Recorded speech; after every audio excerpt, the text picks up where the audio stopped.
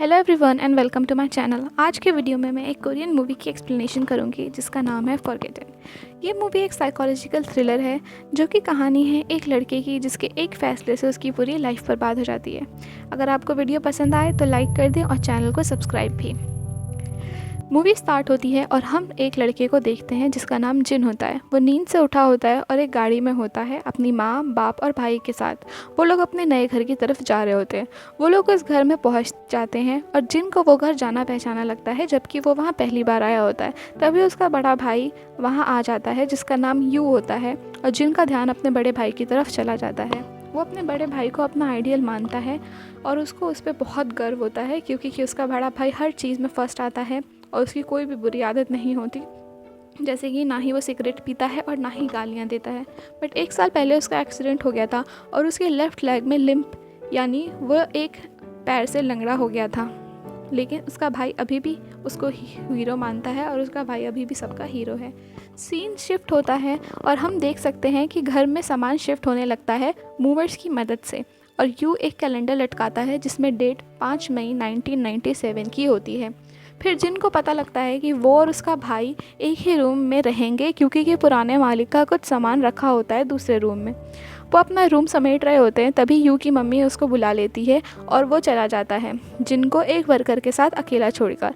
वो वर्कर जिन से उसके बड़े भाई की एज पूछता है और पूछता है कि क्या वो उसका बड़ा भाई है। जिन मजाक में कहता है कि उन दोनों की शक्ल नहीं मिलती, लेकिन वर्कर फिर भी पूछता है कि क्या वो उसका बड़ा भाई है। इससे पहले कि जिन कुछ बोल जाए तब तक वहाँ यू आ जाता है और वर्कर को बोलता है कि उसकी माँ उसको किचन में बुला रही है। फिर दोनों भाई अपने रूम में समेटने लगते हैं और कुछ देर बाद सब एडजस्ट कर लेते हैं। सीन शिफ्ट होता है और रात हो जाती है।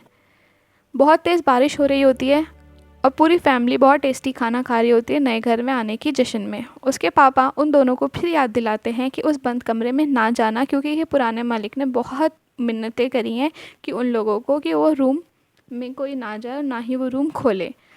तो जिन और यू को कुछ टाइम के लिए अपना रूम शेयर करना पड़ेगा जब तक पुराना मालिक आके अपना सामान ना ले जाता। वो लोग खाना खा रहे होते हैं तभी जिन को उसी बंद कमरे से एक ज़ोर से आवाज़ आती है और उससे सब कहते हैं कि शायद बिजली कड़कने की आवाज़ होगी। वो लोग वापस खाना खाने लगते हैं और उसके पापा जिन को याद दिलाते हैं कि वो अपनी एंटी एंग्जाइटी दवाइयाँ लेना ना भूले। खाना ख़त्म करके यू और जिन अपने कमरे में आते हैं। यू पहले ही सोने चला जाता है और जिन म्यूज़िक सुनने लगता है ईयरफोन में और अचानक से उसको फिर से बहुत तेज़ आवाज़ आती है उसी बंद कमरे से। इस बार वो कमरे में चेक करने के लिए चला जाता है। वो जैसे ही उस कमरे का दरवाज़ा खोलने वाला होता है पीछे से यू आ जाता है और उससे पूछता है कि वो क्या कर रहा है। तो जिन उसको उस आवाज़ों के बारे में बताता है। वो लोग कान लगा के बहुत ध्यान से सुनते हैं लेकिन उन्हें कुछ सुनाई नहीं देता। जिन फिर भी बहस करता है कि उसने कुछ सुना तो यू उसका मूड फ्रेश करने के लिए उसको बाहर लेके चला जाता है। वो लोग एक हिल पे जाते हैं और नज़ारों का मज़ा लेते हैं और अपना मूड फ्रेश करते हैं। जिन अपने भाई को शुक्रिया बोलता है क्योंकि वो हमेशा उसके साथ है। यू तभी अपने पापा का फ़ोन उठाता है और उसके पापा उसको घर बुलाते हैं कुछ काम में मदद करने के लिए। यू जिन को वहीं छोड़कर जाता है और ये बोलता है कि वो 10 मिनट में वापस आ जाएगा, तब तक यू अपना मूड फ्रेश कर ले। यू चला जाता है और जिन वहीं रह के म्यूज़िक सुनने लगता है। वहाँ दूसरी तरफ यू को रास्ते में कुछ लोग घेर के मारने लगते हैं और उसको ले जाने की कोशिश करते हैं। जिन थोड़ी देर बाद घर की तरफ निकलता है और रास्ते में ही अपने भाई को पिटता हुआ देखता है और देखता है कि कुछ आदमी उसको वैन में फेंक कर अपने साथ लेके चले गए। जिन अपनी पूरी ताकत लगा के गाड़ी के पीछे भागता है लेकिन फिर भी गाड़ी तक नहीं पहुंच पाता क्योंकि ये गाड़ी की रफ्तार तेज़ होती है और उससे बहुत दूर चली जाती है। जब जिन कुछ नहीं कर पाता तो वो गाड़ी का नंबर प्लेट ही याद कर लेता है। वो घर आता है और अपने घर वालों को बताता है इसके बारे में और ये कहते ही बेहोश हो जाता है। जब वो बेहोश होता है तब उसको अजीब अजीब से सपने आते हैं जो कि उसको बिल्कुल रियल लगते हैं। कुछ दिन बाद उसको होश आता है और उसके माँ बाप उसको देखकर बहुत खुश होते हैं लेकिन जिन यू का अभी भी कुछ अता पता नहीं होता। उसके पेरेंट्स उसको बताते हैं कि पुलिस वाले नीचे आए हैं और उससे कुछ सवाल पूछना चाहते हैं। जिन उनके सभी सवालों का जवाब देता है और उन्हें सब बताता है, साथ ही साथ उस लाइसेंस प्लेट के नंबर के बारे में भी बताता है। लेकिन पुलिस वाले उसको बोलते हैं कि उस नंबर प्लेट की पूरे देश में ही कोई गाड़ी नहीं है जिन ये बात सुनकर बहुत फ्रस्ट्रेट हो जाता है और उन्हें पूछताछ वहीं ख़त्म करनी पड़ती है। फिर सब लोग इंतज़ार करने लगते हैं फ़ोन टैप करके कि कहीं किडनैपर फिरौती के लिए कॉल ना करें। लेकिन 2 हफ़्ते बीत जाते हैं, कोई कॉल नहीं आता और जिन जो हर वक्त वही सपना देखता रहता है जो कि उसे बहुत असली लगता है। फिर उसको एक दिन बहुत अजीब सा सपना आता है जिसमें भूत उसके ऊपर कूद जाता है और एक सुबह एग्जैक्ट 19 दिन बाद यू फटी हालत में वापस घर आता है खुद से ही। लेकिन उसको उस 19 दिनों की कोई भी यादें नहीं होती। डॉक्टर बताते हैं कि यू को डिसोसिएटिव अनीमिया हो गया है और उसकी बहुत बुरी यादें उसके दिमाग ने सिस्टम से ही हटा दी हैं। लेकिन इन सब के बाद भी उसके घर वाले यू को वापस देख के बहुत खुश होते हैं। कुछ दिनों बाद जिन को अपने भाई के हरकतें अलग लगती हैं। वो अक्सर रात में उठ के कहीं और चला जाता है और सुबह वापस आ जाता है। एक सुबह जिन अपनी दवाई ले रहा होता है पर उसके हाथ से वो दवाई गिर जाती है और वो उस दवाई को लेने जा रहा ही होता है, तब तक यू आ जाता है और बोलता है कि चलो खाना खा लेते हैं। खाना खाते समय जिन उससे पूछता है कि यू तुम कल रात में कहाँ गए थे। फिर यू उसको बोलता है कि मैं तो कहीं नहीं गया था और तुम्हें गलतफहमी हुई है, शायद तुमने फिर से कोई सपना देखा है। ये बोल के यू उठ के जाने लगता है और जिन ये देखता है कि वो अपने राइट पैर से लंगड़ाता हुआ जा रहा है जबकि कि उसके लेफ़्ट पैर में चोट लगी है। जिन उससे ये पूछता है तो यू उसको मजाक में टाल के वहाँ से चला जाता है। जिन फिर अपने रूम में आके वापस से पढ़ने लगता है और रात हो जाती है। पूरी फैमिली फिर रात में खाना खाती है और जिन और यू वापस अपने रूम में आ जाते हैं और जिन पढ़ाई करते करते अपने डेस्क पे ही सो जाता है। यू फिर उठ के जिन को बहुत अजीब तरीके से देखता है और उसकी मैकेनिकल पेंसिल उठा के बजाने लगता है जिन के मुंह के सामने और उसकी लिड उसके आंखों के सामने आके गिर जाती है। वो ये चेक करने की ट्राई कर रहा होता है कि जिन सच में सो रहा है या नाटक कर रहा है। जिन को लेकिन बस सोने की एक्टिंग कर रहा होता है और यू के वहाँ से जाते ही जिन उठ के उसके पीछे चला जाता है। यू टैक्सी लेके जाने लगता है और जिन भी दूसरी टैक्सी पकड़ के उसके पीछे लगा लेता है और दोनों एक बहुत अजीब सी बाज़ार के सामने आके रुक जाते हैं। जिन देखता है कि उसका भाई 2 गुंडों के साथ है और ये 2 गुंडे वही पुलिस वाले हैं जो यू के खोने पर उस ढूंढने आए थे। साथ ही साथ जिन ये भी देखता है कि उसका भाई जो एक पैर से लंगड़ा था वो बिल्कुल सही चल रहा है और सिगरेट भी पी रहा है। जबकि हमें मूवी की स्टार्टिंग में बताया जाता है कि यू की कोई भी बुरी आदत नहीं होती। जिन यू के पीछे जाता है लेकिन वहाँ उसे वही दोनों गुंडे रोक लेते हैं और उसको दौड़ाने लगते हैं। जिन छुप जाता है और उसको जब ये लगता है कि वो बिल्कुल सेफ़ है तभी उसके पीछे से उसका भाई आके उसके मुंह पे कपड़ा डाल के उसे बेहोश कर देता है। अगले दिन जिन की आँख खुलती है और वो उसी डेस्क पे सो रहा होता है जहाँ पे वो कल रात में सो गया था अपने भाई का पीछा करने से पहले और उसको ये एहसास होता है कि वो ये सब सपना देख रहा था। लेकिन उसका दिल फिर भी नहीं मानता और डर के भाग जाता है और ख़ुद को बाथरूम में बंद कर लेता है। यू उसके पीछे जाता है और उसको बहुत समझाने की कोशिश करता है लेकिन जिन नहीं मानता। यू जिन को पकड़ के समझाता है कि टैक्सी गुंडे ये सब उसका वहम है और पूछता है कि क्या उसने अपनी दवाई खाई थी और जिनको याद आता है कि उसने दवाई नहीं खाई थी और वो बिल्कुल शांत हो जाता है और यू से माफ़ी मांगता है। फिर यू चला जाता है और जिन अपने डेस्क पे वापस पढ़ाई करने के लिए जाता है और उसको वहाँ वही पेंसिल लिड दिखाई देती है जो कि जिन यू ने उसकी आँख के सामने गिराई थी और जिनको ये भी याद आता है कि उसने तो यू को कभी बताया ही नहीं कि वो टैक्सी से जा रहा था या उसने टैक्सी से उसका पीछा किया था। फिर उसको ये कंफर्म हो जाता है कि वो सब कुछ सच था और यू उसका वो भाई नहीं है। ये सब कुछ वो अपनी माँ को बता देता है और दोनों बहुत टेंशन में हो जाते हैं और प्लान बनाते हैं कि अगली बार जब यू जाएगा तो वो सब उसके पीछे जाएंगे। और रात में जब जिन सो रहा होता है तो उसको वापस एक बहुत अजीब सा सपना आता है जिसमें उस बंद कमरे में वो यू की लाश को देखता है। वो अपने सपने से उठ के बैठता है और पानी पीने के लिए नीचे जाता है। तभी वो अपनी माँ को बात करते हुए सुनता है फ़ोन पे और उसकी माँ यू से बात करके उसको ये बता रही होती है कि जिन को उस पर शक हो चुका है और उसको सब कुछ पता चल चुका है। जिन और करीब आता है और उसके पैरों से आवाज़ हो जाती है और उसकी माँ सुन लेती है और जिन बहुत चालाकी से छुप जाता है लेकिन उसकी माँ उससे भी चालाक होती है और उसको ढूंढने के लिए वो उसके रूम में चली जाती है। जिन बारिश में जल्दी से बाहर से दीवार पकड़ के अपने रूम में घुसता है और उसकी माँ के आने से पहले ब्लैंकेट में घुस जाता है लेकिन उसकी माँ उससे भी ज़्यादा चालाक होती है। वो खिड़की खुली हुई देख लेती है और जिन को पूरी तरीके से भीगा हुआ देख के ये समझ जाती है कि जिन अभी अभी खिड़की से आया है। उसकी माँ उसके पापा को कॉल करके बता देती है कि उसका भांडा फूट गया है और हमें यहाँ ये पता चलता है कि माँ बाप बेटे तीनों ही मिलके यू का जिन का पागल बना रहे हैं। दूसरी तरफ जिन खिड़की से कूद के भागने लगता है और गेट पे उसको उसके पापा मिल जाते हैं, जो कि अभी भी उसको ये यकीन दिलाना चाहते हैं कि ये सब उसके परिवार हैं। लेकिन जिन उनकी एक नहीं सुनता और उन्हें धक्का देके भाग जाता है। यू जिन की माँ उसके पीछे एक गुंडा भेज देती है और यू उसे बचते बचाते सबसे करीबी पुलिस स्टेशन में जा पहुंचता है और पुलिस को सब बता देता है। लेकिन पुलिस वालों को उसकी बात पे भरोसा करना बहुत मुश्किल हो रहा था। तो पुलिस वाले उसका रिकॉर्ड निकालते हैं और उसके रिकॉर्ड में कोई भी मिसिंग, कोई भी क्रिमिनल रिकॉर्ड नहीं होता। पुलिस वाले उससे पूछते हैं कि उसके रिकॉर्ड के हिसाब से वो अभी 40 साल का हो गया है, बट जिन बोलता है कि वो 1977 में पैदा हुआ है और ये 1997 है, तो अभी वो बस 20 साल का है। लेकिन पुलिस वाले और कंफ्यूज हो जाते हैं और उसको बताते हैं कि ये 1997 नहीं 2017 है। ये इस मूवी का सबसे बड़ा प्लॉट ट्विस्ट था यहाँ। जिन बहुत ज़्यादा कंफ्यूज हो जाता है और परेशान भी हो जाता है। वो उठ के शीशे में देखता है और शीशे में उसको एक बहुत बड़ा आदमी दिखाई देता है अपनी जगह, और उसको ये एहसास होता है कि वो अब जवान नहीं है और सच में 2017 में है, क्योंकि कि लोगों के पास स्मार्टफोन था और कोरिया का प्रेसिडेंट भी कोई और था। और वो बहुत कंफ्यूज और परेशान हो जाता है। उसको हर चीज़ कंफर्म हो जाती है जब उसकी नज़र कैलेंडर पे पड़ती है और जिसमें डेट सच में 2017 की है।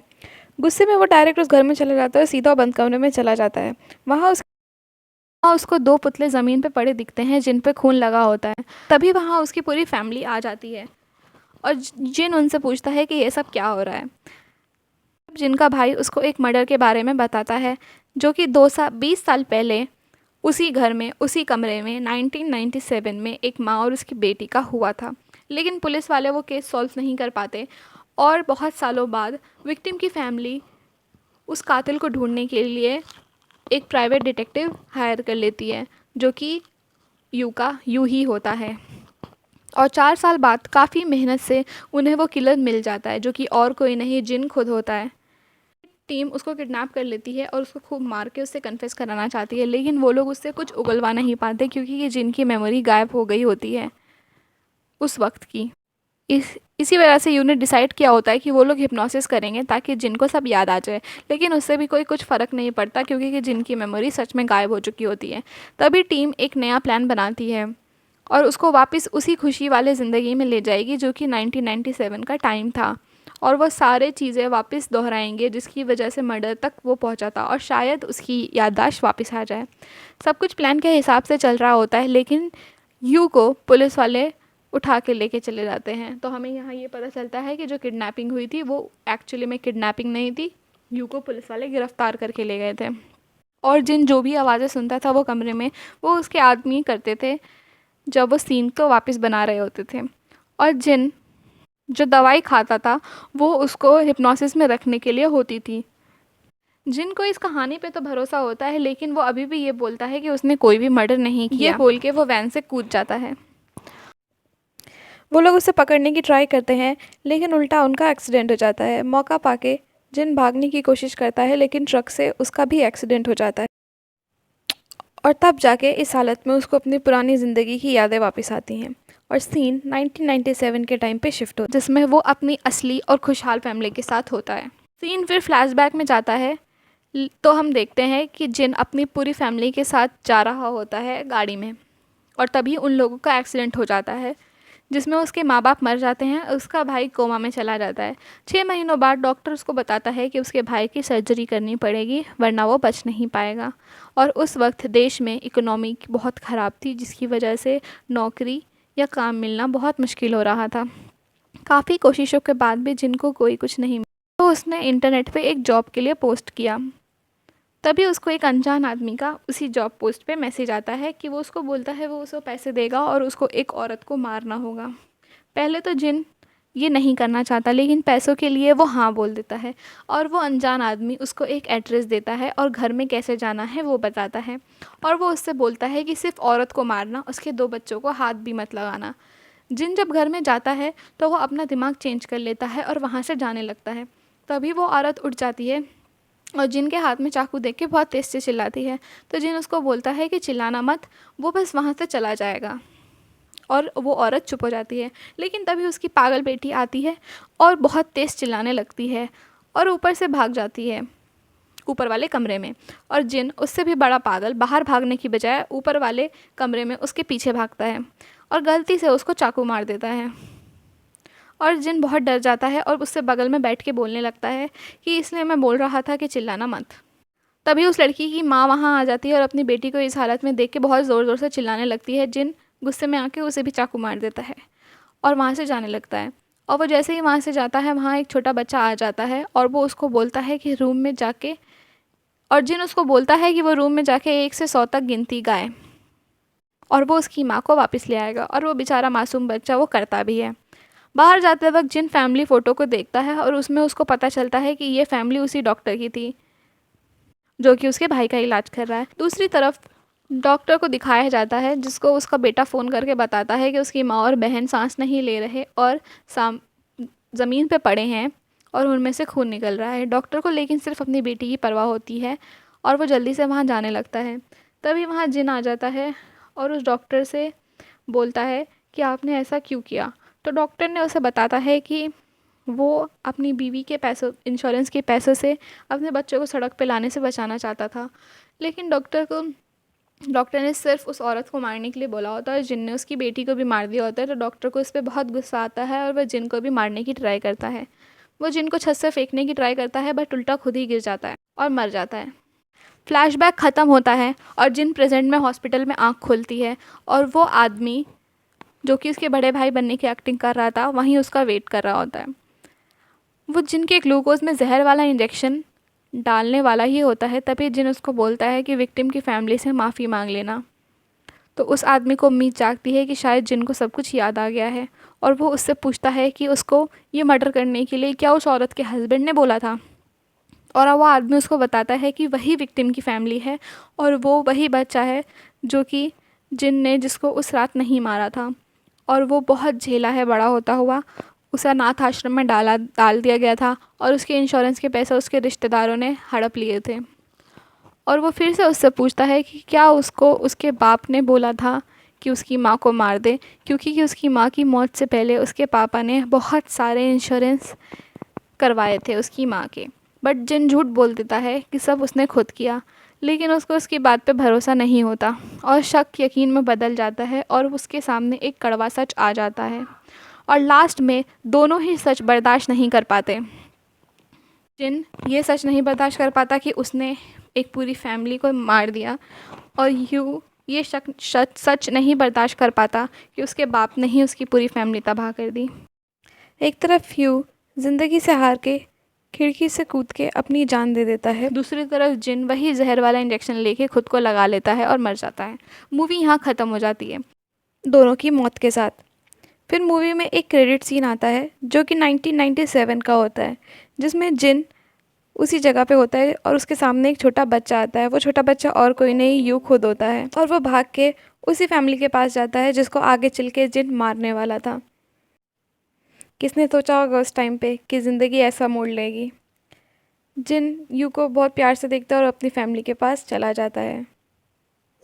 अगर मैं अपना रिव्यू दूँ तो मूवी मुझे बहुत अच्छी लगी, लेकिन बस इसकी एंडिंग मुझे पसंद नहीं आई, क्योंकि ज़िंदगी से हार के सुसाइड करना किसी भी प्रॉब्लम का ऑप्शन नहीं होता। उन दोनों को अपनी लाइफ आगे कंटिन्यू करनी चाहिए थी। खैर क्या कर सकते हैं। अगर आपको वीडियो पसंद आई हो तो प्लीज़ लाइक कर दें और चैनल को सब्सक्राइब भी कर दें ताकि मैं आगे और ऐसी वीडियो बनाती रहूँ।